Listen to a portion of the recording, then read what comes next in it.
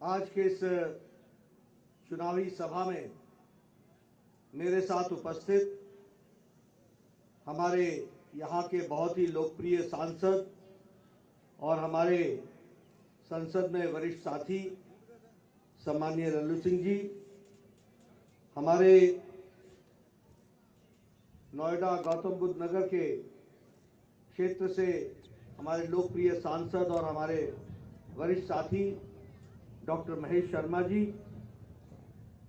आपके विधायक और वर्तमान में प्रत्याशी श्री वेद प्रकाश गुप्ता जी, महानगर के अध्यक्ष श्री अभिषेक मिश्र जी, हमारी श्रीमती जिला पंचायत की अध्यक्षा श्रीमती रोनी सिंह जी, आलोक सिंह रोहित जी, ऋषिकेश उपाध्याय जी, साकेत शर्मा जी, बाके बिहारी मणि त्रिपाठी जी, अभिषेक जी और महंत गिरीश पति त्रिपाठी जी, यहाँ उपस्थित देवी और सज्जनों और हमारे प्रिंट मीडिया और इलेक्ट्रॉनिक मीडिया के मेरे साथी, सबसे पहले तो मैं जब अयोध्या आया हूं तो आप लोगों के साथ निवेदन करूंगा कि एक नारा हम जोरदार तरीके से लगाएं।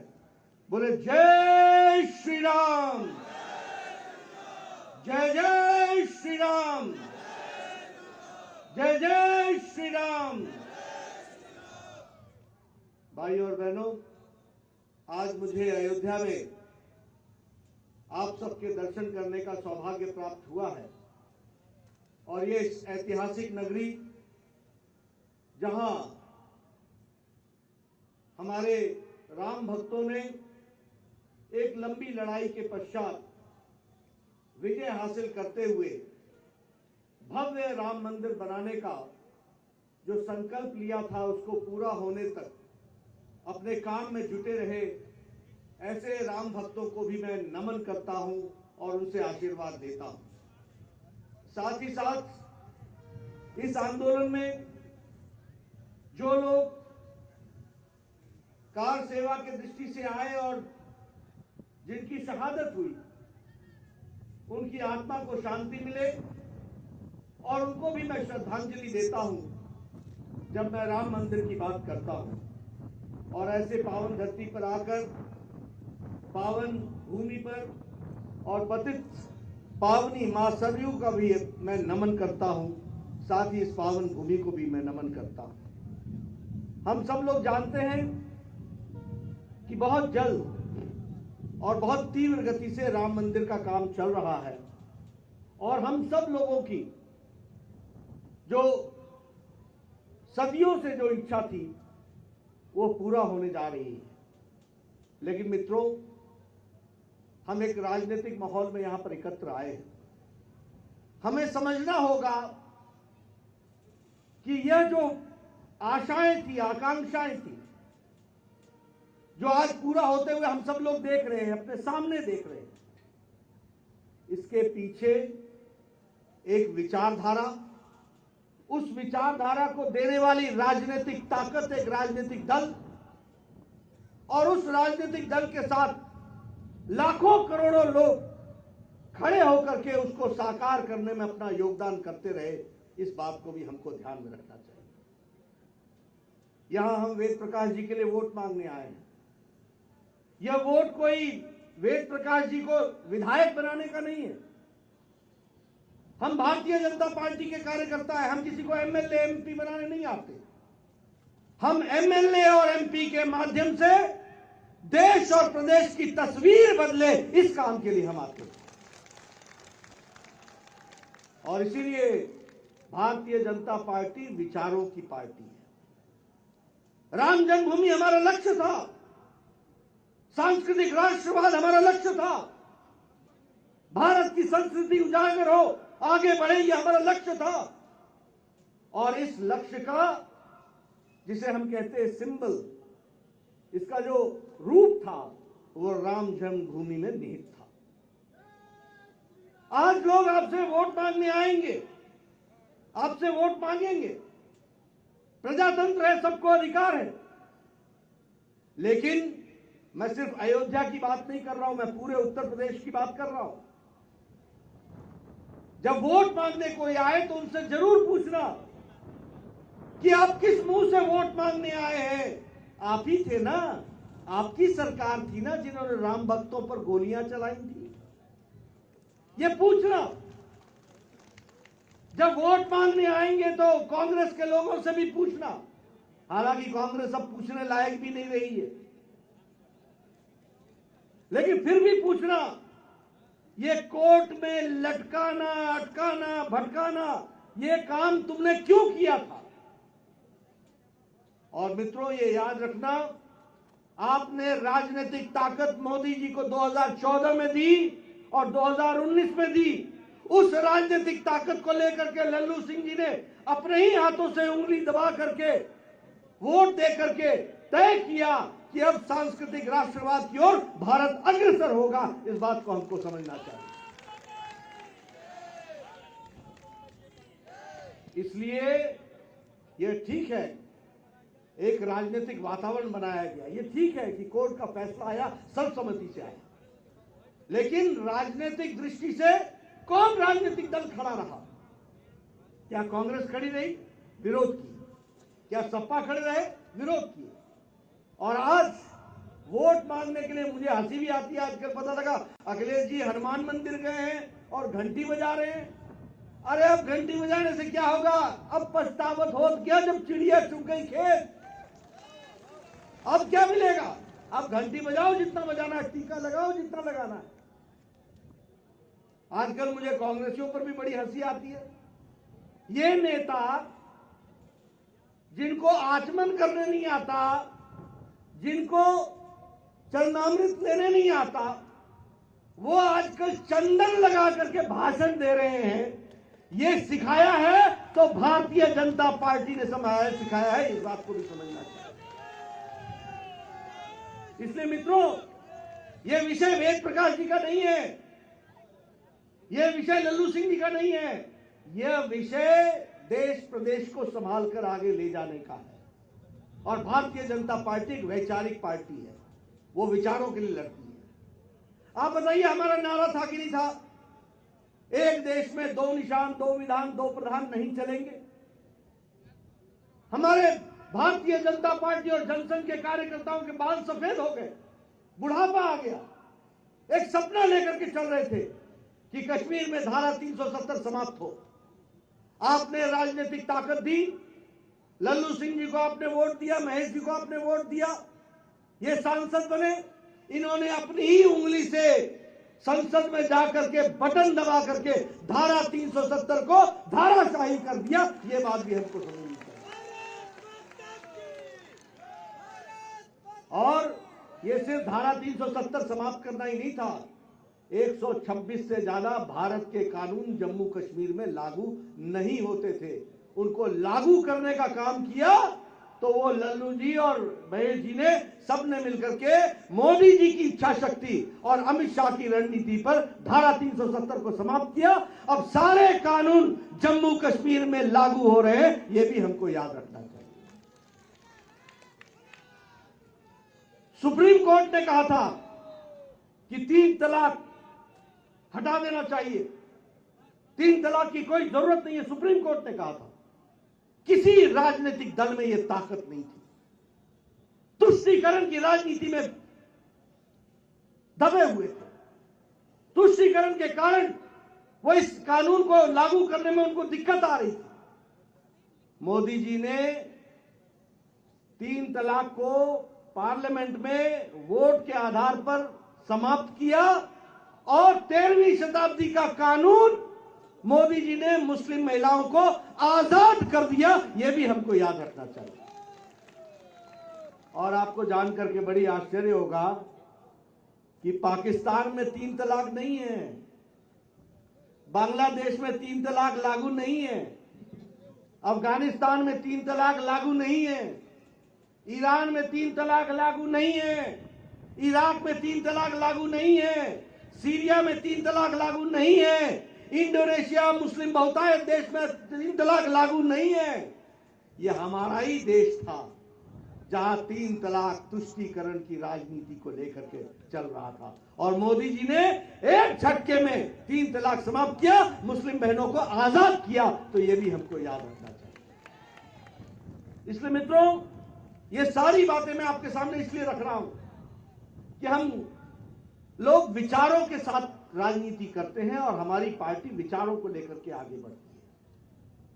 और मित्रों, सांस्कृतिक राष्ट्रवाद की दृष्टि से देखिए, आदरणीय प्रधानमंत्री जी के द्वारा जिस तरीके से हमारे काशी विश्वनाथ जी का जीर्णोद्धार और वहां पर जो कार्यक्रम हुआ और कॉरिडोर बना, उस कॉरिडोर के कारण दुनिया भर के भक्तों को अब सीधे गंगा स्नान करके काशी विश्वनाथ के दर्शन करने के मौका मिलेगा। इसका व्यवस्था भी की तो आदरणीय मोदी जी ने की, यह भी हमको याद रखना चाहिए। उसी तरीके से चाहे दीपोत्सव हो, चाहे कुंभ का मेला हो, चाहे और भी कार्यक्रम हो, सारे कार्यक्रमों को एक कार्य रूप देने का काम हमारी सरकार ने मोदी जी के आशीर्वाद से और योगी जी ने किया है, यह भी हमको ध्यान में रखना चाहिए। मित्रों, हम एक ऐसे राजनीतिक दल से आते हैं जो गरीब, वंचित, पीड़ित, शोषित, दलित, समाज के अंतिम पायदान पर खड़ा व्यक्ति, महिला, युवा, बुजुर्ग, इनकी चिंता करने वाली पार्टी है, किसानों की पार्टी है। और मैं पूरे अधिकार के साथ बोल रहा हूं, सिर्फ इसलिए नहीं कह रहा हूं क्योंकि मैं राजनीतिक दल का राष्ट्रीय अध्यक्ष हूं, भारतीय जनता पार्टी का राष्ट्रीय अध्यक्ष हूं। मैं इसलिए कह रहा हूं क्योंकि गरीबों की चिंता मोदी जी ने की है, गरीबों की चिंता भारतीय जनता पार्टी की सरकार ने की है, योगी जी ने की है। आप बताइए, कोरोना आया, क्या कोरोना के दौरान लॉकडाउन के समय 20 करोड़ बहनों के खाते में 500-500 रुपए पहुंचाने का काम मोदी जी ने किया कि नहीं किया? किया कि नहीं किया? महिलाओं का सशक्तिकरण, ये जनधन खाते के बारे में मजाक उड़ाते थे, खिल्ली उड़ाते थे। इस खाते से क्या होगा? इस खाते से यह हुआ कि न पोस्टमैन, न पोस्ट ऑफिस, न मनी ऑर्डर, और लॉकडाउन लगा हुआ था तब भी 20 करोड़ बहनों के खाते में 500-500 रुपए पहुंचाने का काम मोदी जी ने किया, यह भी हमको याद रखना चाहिए।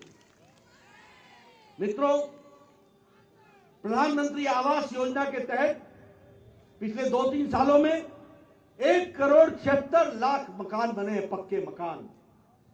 कौन है वो लोग? गरीब लोग हैं। कैसा मकान बना है? अलग शौचालय, अलग रसोई घर, उसमें गैस का कनेक्शन, रहने के लिए अलग घर, अहाता अलग, टेरेस अलग। और सबसे बड़ी बात यह है कि इस घर का मालिक नहीं है, मालकिन इस घर की मालिक है। यह है महिला सशक्तिकरण। यह भी हमको ध्यान में रखना चाहिए, याद में रखना चाहिए। और उत्तर प्रदेश में लगभग 42 लाख घर बने हैं और आपके अयोध्या में 50,000 घर बने पिछले 2-3 सालों में। यह है प्रधानमंत्री आवास योजना गरीब आदमियों के लिए। और हमारा प्रण है कि इस घर में इस देश में कोई कच्चे मकान में नहीं रहेगा, सबके ऊपर पक्की छत होगी। यह मोदी जी का सपना है, यह गरीबों की पार्टी है। बताइए, इसको पूरा करना है कि नहीं करना है? करना है कि नहीं करना है? अगर करना है तो वेद प्रकाश जी को लाइसेंस देना है अगले बार के लिए। इसको भी हमको ध्यान में रखना चाहिए। अभी लल्लू जी चर्चा कर रहे थे मेरे स्वास्थ्य मंत्री होने को।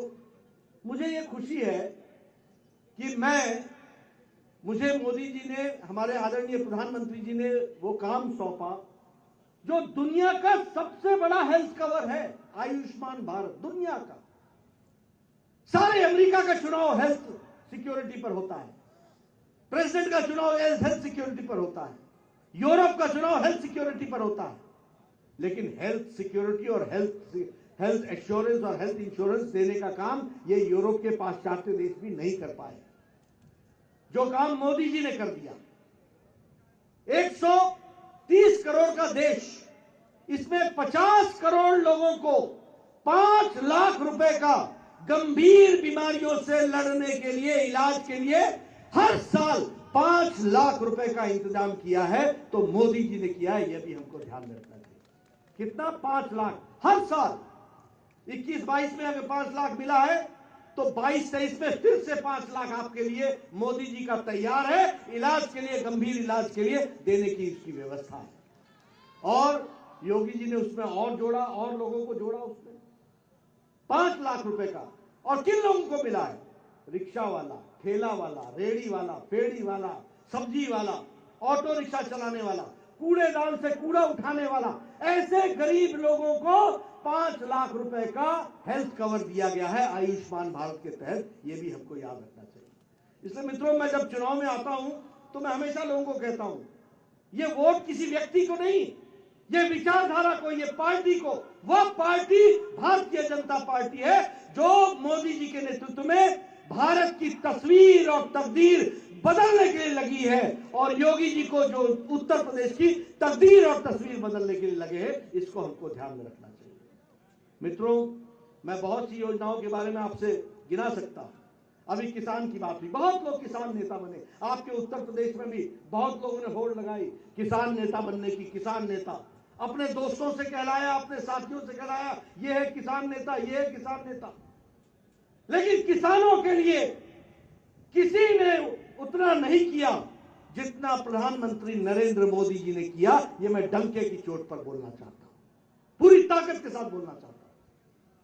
आप बताइए, 180 लाख करोड़ रुपए खर्च करके 10 करोड़ 50 लाख किसानों के खाते में 2-2 हजार रुपए देने का इंतजाम, और 10 किश्तों में ये 6,000 साल का देना, और मैंने कहा 180 लाख करोड़ रुपए देना, ये किसी ने किया है तो 56 इंच के सीने के आदरणीय नरेंद्र मोदी जी ने करके दिखाया है। ये हमको याद रखना चाहिए। उसी तरीके से यही आपका उत्तर प्रदेश था। देश में 18,000 गांव बिना बिजली के थे, और उत्तर प्रदेश में भी बहुत से गांव ऐसे थे जो बिना बिजली के थे। लेकिन मोदी जी के नेतृत्व में इस पर भी काम हुआ, और हम ये कह सकते हैं कि इस काम के लिए भी सौभाग्य योजना में करोड़ों लोगों को बिजली देने का काम हुआ, और उसकी संख्या भी 2 करोड़ 62 लाख घरों को बिजली दी गई। ये भी हमको ध्यान में रखना चाहिए। और उत्तर प्रदेश में 80 लाख घरों को बिजली दी गई। ये भी हमको ध्यान रखना चाहिए। उसी तरीके से आज अटल यूनिवर्सिटी बनकर के तैयार हो रही है, आयुष यूनिवर्सिटी बनकर के तैयार हो रही है। आपके उत्तर प्रदेश में 2014 में जब हम स्वास्थ्य मंत्री बने थे तो 22-23 करोड़ का प्रदेश, और यहां सिर्फ 15 मेडिकल कॉलेज थे। आज मैं खुशी के साथ कह सकता हूं कि मोदी जी के नेतृत्व में आज 59 मेडिकल कॉलेज उत्तर प्रदेश को दिए गए हैं। ये हमको ध्यान रखना चाहिए। और मुझे याद है 2016 में मैं यहां आया था, लल्लू सिंह जी सांसद थे, यहां पर मैंने शिलान्यास किया था, शायद उसको श्री दशरथ मेडिकल कॉलेज के रूप में, महर्षि दशरथ, राजश्री दशरथ मेडिकल कॉलेज के रूप में उसकी बिल्डिंग बनकर के तैयार हो रही है। यह भी मैं आपको बताना चाहता हूं, इस तरीके का काम है। इसलिए मैं ये कहना चाहूंगा कि नेतृत्व के और पार्टी की दृष्टि से कैसे परिवर्तन आता है, इसको समझना चाहिए। क्यों नहीं किसी ने अयोध्या को पूछा? आज अयोध्या में इंटरनेशनल एयरपोर्ट बन रहा है। दुनिया के किसी भी कोने से आदमी सीधा अयोध्या पहुंचेगा और रामलला के दर्शन करेगा। यह सुविधा भी दी है तो मोदी जी ने दी है, इसको भी हमको समझना चाहिए। आज ये हमारे महेश चंद्र शर्मा जी बैठे हैं, जब मंत्री थे 133 करोड़ रुपए अयोध्या के विकास के लिए इन्होंने दिया है। हर तरीके का विकास हो रहा है। आप बताइए, हर लेन 4 लेन 6 लेन बन रही है कि नहीं बन रही है? बन रही है कि नहीं बन रही है? इसीलिए मैं कहता हूं कि जब वोट देना तो इन बातों को तय, और मैं अयोध्या में वोट मांगने सिर्फ अयोध्या के लिए नहीं आया हूं। आप सब लोग जहां जहां आपके रिश्तेदार हैं, जहां जहां आपके लोग हैं, सब जगह कमल ही खिलना चाहिए। इसके लिए हमको काम करना चाहिए, ये हम ध्यान देंगे। मित्रों, अभी पूर्वांचल एक्सप्रेसवे, बुंदेलखंड एक्सप्रेसवे, हमारे गोरखपुर एक्सप्रेसवे, गंगा एक्सप्रेसवे, ये 4 लेन 6 लेन, ये हर तरीके से जो जोड़ने का प्रयास हो रहा है। मैं कई बार लोगों को बोलता हूं, ये एक्सप्रेसवे नहीं है, ये विकास की गंगा है। याद रखना, ये विकास की गंगा है। इसी के माध्यम से विकास होगा, वह भी हमको ध्यान में रखना चाहिए। इस बार का जो बजट आया है, 60 लाख लोगों को नौकरियां मिलेंगी। प्रमोशन लिंक्ड इंसेंटिव्स के तहत 20,000 किलोमीटर की सड़क 1 साल में बनेगी। 4 लेन सड़क बनेगी, 25,000 करोड़ रुपए उस पर खर्च होंगे। बिजली की दृष्टि से लगभग 3 करोड़ 80 लाख लोगों को हर घर से नल से जोड़ने का काम होगा।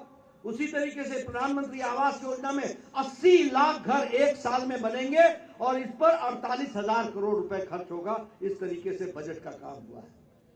आज आपको जानकर खुशी होगी कि योगी जी के 5 साल के अंदर उत्तर प्रदेश आर्थिक दृष्टि से 7वें नंबर से छलांग लगा के दूसरे नंबर पर आ गया है।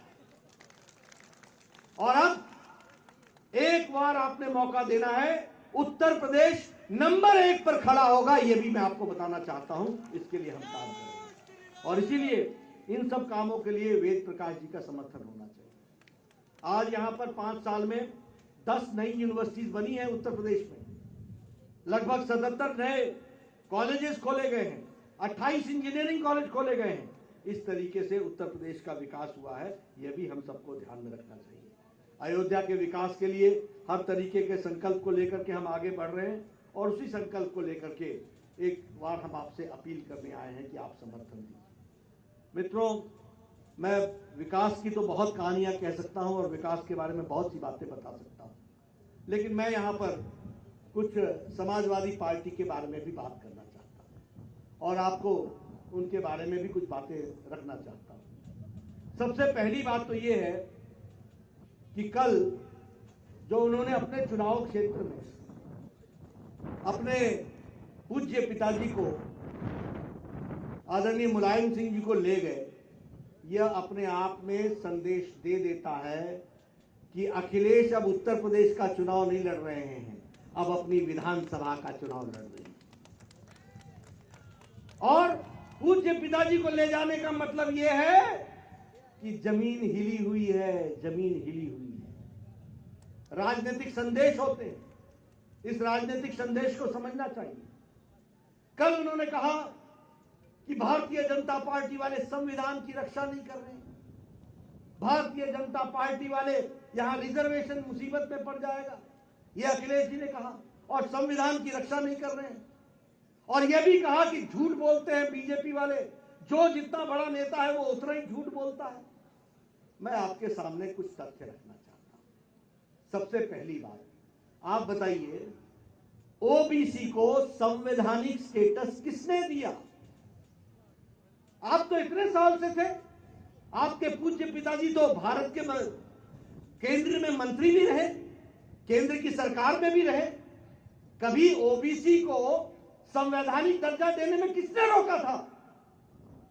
क्यों रुके थे कि नरेंद्र मोदी आएंगे और पिछड़ा वर्ग को संवैधानिक तरीके से उनकी रक्षा की जाएगी और संवैधानिक स्टेटस के साथ ओबीसी कमीशन बनेगा। ये मोदी जी ने करके दिया है। 10 साल के लिए रिजर्वेशन बढ़ाने का काम मोदी जी ने किया। ये आर्थिक दृष्टि से पिछड़े लोग, इनको 10% का आरक्षण देने का भी काम किसी और ने नहीं किया, आजाद भारत में किया है तो नरेंद्र मोदी जी ने करके दिया। ये भी हमको ध्यान में रखना चाहिए। इसलिए ये कहना कि हम आरक्षण को हटाएंगे, ये इस तरीके से छलावा करके आपके पास, आप बताइए कि समाजवादी पार्टी ने क्या किया, कांग्रेस पार्टी ने क्या किया, आप बताइए। हमने तो आपको गिना दिए। और रही बात संविधान की रक्षा की, मैं आपके सामने तीन घटनाएं आपके सामने रखना चाहूंगा। एक घटना है, और मैं चाहूंगा मीडिया वाले, मैं कई स्थानों पर यह बोल रहा हूं, मेरी बात को पता नहीं क्या कारण है, लेकिन आप इसको उजागर नहीं कर रहे। मेरी बात गलत हो, मुझे टोक दीजिए, मेरे खिलाफ मुकदमा चलाइए। लेकिन अगर मेरी बात सच्ची हो तो चुनाव में लोगों को मालूम होना चाहिए कि अखिलेश जी का असल तौर तरीका क्या है और समाजवादी पार्टी कैसे काम करती है। मैं आपके सामने 3 घटनाएं बताना चाहता हूं। एक घटना है 23 नवंबर 2007, नोट कर लीजिए।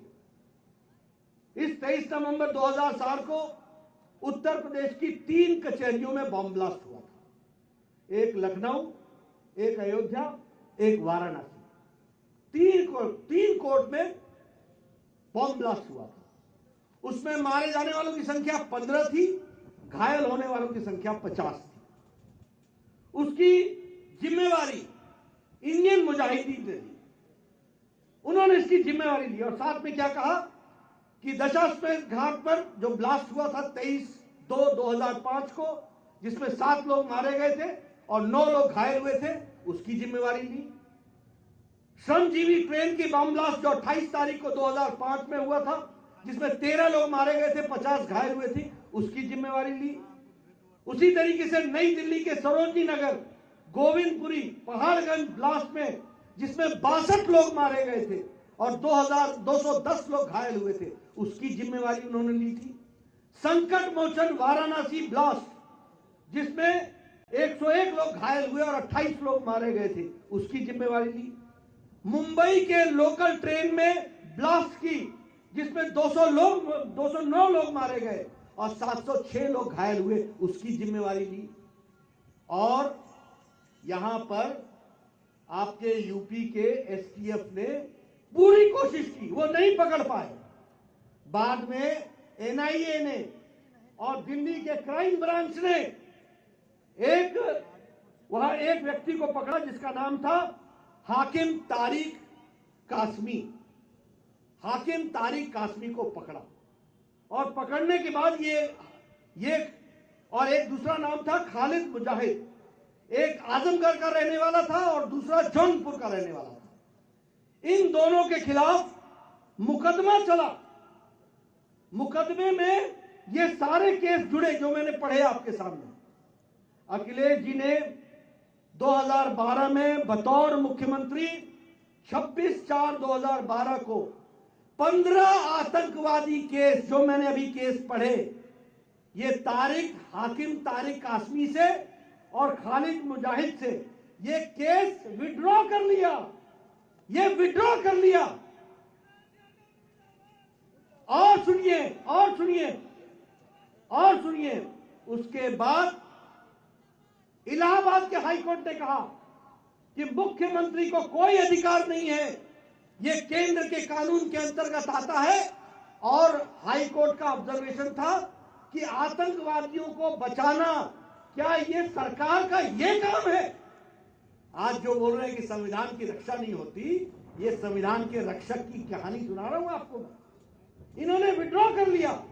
विड्रॉ करने के बाद हाईकोर्ट ने कहा कि विड्रॉ नहीं होगा, केस चलेगा।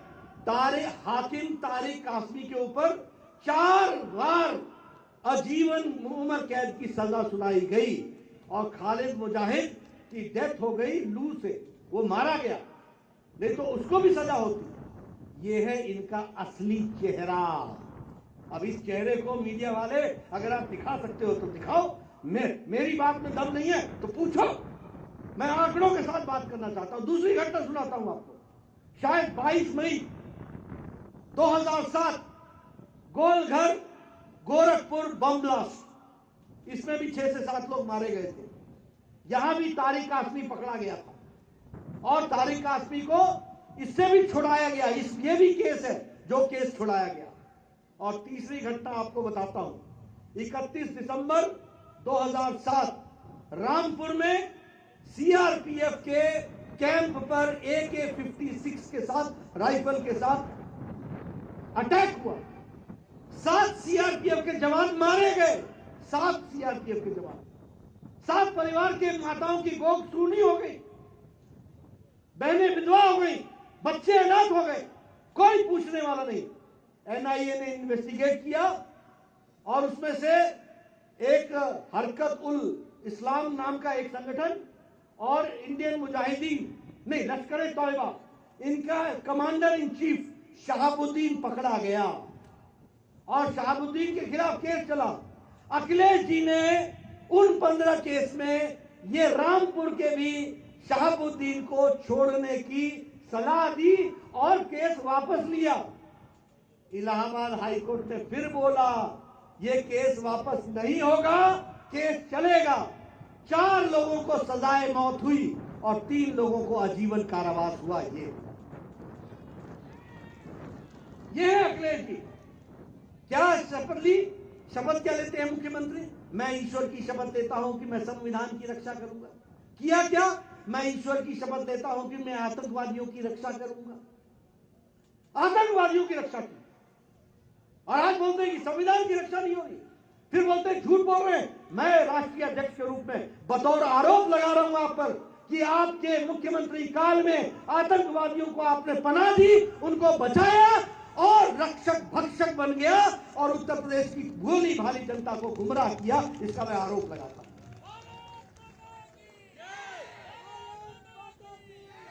आप बताइए, क्या आप ऐसे लोगों को उत्तर प्रदेश की बागडोर देंगे? आप ऐसे लोगों को उत्तर प्रदेश की बागडोर देंगे? और आजकल नया काम हो गया है, 10 तारीख का इंतजार करो, 10 तारीख का इंतजार करो। मतलब रस्सी जल गई, बल नहीं गए, अभी पुरानी अक्कड़ नहीं गई। अभी परसों आपने सुना होगा वो वीडियो, क्या बोल रहे हैं? ए पुलिस वालों, ए पुलिस वाले, ए पुलिस वाले, बोल रहे कि नहीं बोल रहे? एक पूर्व मुख्यमंत्री की भाषा, ये पुलिस फोर्स का मनोबल गिराने का काम है। अखिलेश जी, आपके दौरान 5 साल में 200 दंगे हुए हैं और योगी जी की सरकार में एक भी दंगा नहीं हुआ। ये मैं दावे के साथ कहना चाहता हूं। आप बताइए, ये अंसारी, मुख्तार अंसारी कैसे बाहर घूम रहा था? ये अतीक अहमद कैसे मस्ती मार रहे थे? ये आजम खान कैसे दंदना रहे थे? और आजकल जेल के पीछे क्यों है? आजकल क्यों है जेल के पीछे? इसलिए है कि योगी जी के नेतृत्व में कानून व्यवस्था बनाई गई है। कानून का राज है। जो गलती करेगा वो जेल में होगा, चाहे वो माफिया हो, चाहे वो कोई भी हो। आप ये अमन चैन चाहते हैं कि नहीं चाहते हैं? आप चाहते हैं कि नहीं कि आपकी बहू बेटियां सुरक्षित रहे? इसलिए मैं कहने आया हूं मित्रों, ये लल्लू जी का चुनाव नहीं है, ये वेद प्रकाश का चुनाव नहीं है। यह चुनाव उत्तर प्रदेश को विकास की एक नई छलांग के साथ ले जाने का चुनाव है और उसका पासपोर्ट है वेद प्रकाश। ये बात को हमको समझना चाहिए, ये हमको ध्यान रखना चाहिए। मैं ये सारी बातें आपसे इसलिए कर रहा था कि हमको गहराई से समझना चाहिए कि राजनीति का क्या अर्थ बनता है और उसको किस तरीके से हमको देखना है, इसको भी हमको समझना पड़ेगा। मित्रों, हम चुनाव गठबंधन में लड़ रहे हैं, अपना दल के प्रत्याशी हैं, निषाद पार्टी के प्रत्याशी हैं। हम सब लोग एक साथ हाथ मजबूत करके चल रहे हैं। मेरा आपसे निवेदन है कि आप निषाद पार्टी के भी प्रत्याशियों को और अपना दल के पार्टी के प्रत्याशियों को भी आप जरूर चुनाव जिताएं, ये आपको मैं कहना चाहता हूं। अंत में एक बात और कहते हुए अपनी बात समाप्त करूंगा। वैसे मैंने पहले कहा कि कांग्रेस पर टिप्पणी करना अच्छा नहीं है, क्योंकि उसका कोई अर्थ नहीं है यहाँ। लेकिन फिर भी राजनेताओं के बारे में मैं हमेशा कहता हूं, आप सब किसान हैं, चावल के एक दाने से नेता की किस्म पता चलती है। ये अखिलेश की हरकत जो मैंने आपको बताई ना, ये नेता की नीयत बताती है। लेकिन इतना ही नहीं है। अभी यहां पर प्रियंका जी आती है, मुझसे किसी पत्रकार ने पूछा और पत्रकार ने पूछते हुए कहा कि आपको इनके बारे में क्या कहना है। मैंने कहा ये सब लोग रीडर हैं, लीडर नहीं है। तो मुझसे पूछने लगे रीडर क्या होता है। मैंने इनको कहा इनको पढ़ करके भाषण दे दिया जाता है, वो पढ़ते हैं। ये लोग राजनीति में कोई जीते थोड़ी ना है, चुनाव खत्म हो जाएगा चले जाएंगे। ये रीडर है, लीडर नहीं है। देखिए परसों क्या घटना घटी, मैं बताना चाहता हूं, आप कांग्रेस के भी चेहरे को पहचानिए। परसों घटना यहां बोलती है, मैं यूपी की बेटी हूं। पंजाब में पंजाब के मुख्यमंत्री ने वहां पर जो शब्द बोले वो आपको सुना रहा हूं, पंजाबी में बोले, ए यूपी दे भैये, ये बिहार दे भैये, ये दिल्ली वाले, इनको बढ़न नहीं देना, मतलब इनको घुसने मत देना। ये शब्द बोले कि ये यूपी के भैये, ये बिहार के भैये, ये दिल्ली वाले, इनको पंजाब में घुसने मत देना। और प्रियंका जी ताली बजा रही। ये है इनकी सोच, ये है इनकी समझ, ये है इनकी जानकारी। इसीलिए मैं कहता हूं, देश बांटो, राज करो, देश में फूट डालो, राज करो, ये इनका उद्देश्य है। मित्रों, यह चुनाव यह चुनाव अपना दल और निषाद पार्टी के साथ भारतीय जनता पार्टी को सपोर्ट करने का चुनाव है। यूपी को नए विकास की ओर ले जाने का चुनाव है। आप सबका समर्थन मिलेगा, इसी विश्वास के साथ बहुत बहुत धन्यवाद।